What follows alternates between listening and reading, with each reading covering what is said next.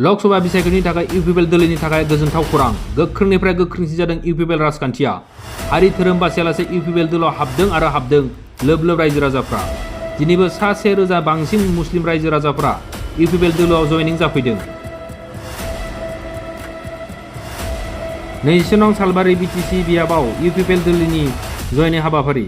सालबारि block UPPL बानजायनायाव जयनिं हाबाफारि BPF, Congress, इउडिएफ, जेएसपि दोलोखौ नागारनानै इउपिपिएल दोलोखौ हेफाजाब होनो ओंखारबोदों माइनरिटि हारिनि सुबुंफोरा। बिटिआरनि मावफुं सोद्रोमा रनजित बसुमतारिया नुजाथिनायाव दिनै 1,482 माइनरिटि सुबुंफोरा इउपिपिएल दोलोआव जयनिं जाफैयो।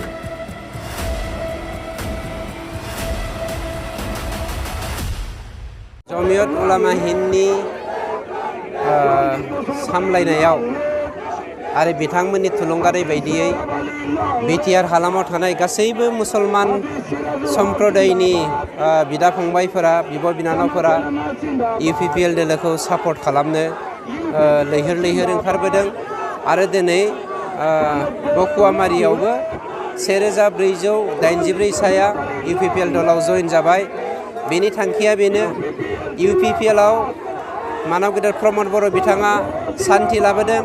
बे सान्थिनि थाखायनो दिनै जोंनि बिटिआरआव थानाय 35 लाख मानसिफ्रा खुसि जादों आरो खुसिजों ज' जाजाय फैनानै इउपिपिएल दोलोआव जइन जाफैदों।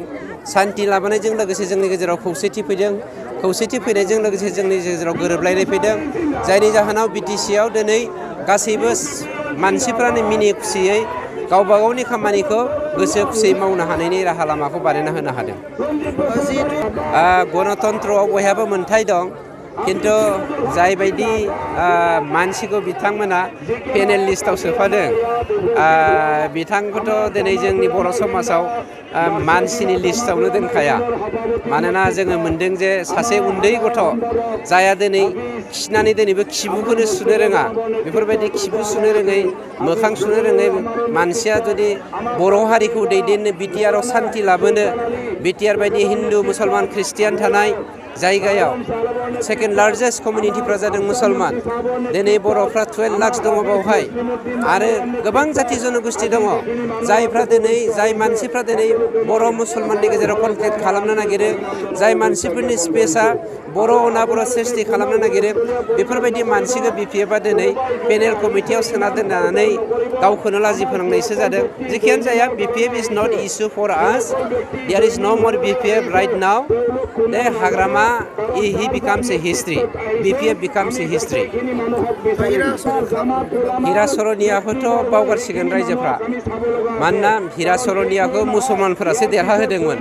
दिनै मुसलमान गामियाव हिरा सरनिया हाबनो हागोन ना हाया सन्देह दङ, मानोना गासैबो मुसलमानफोरा दिनै इउपिपिएल गोदौजोबखाबाय।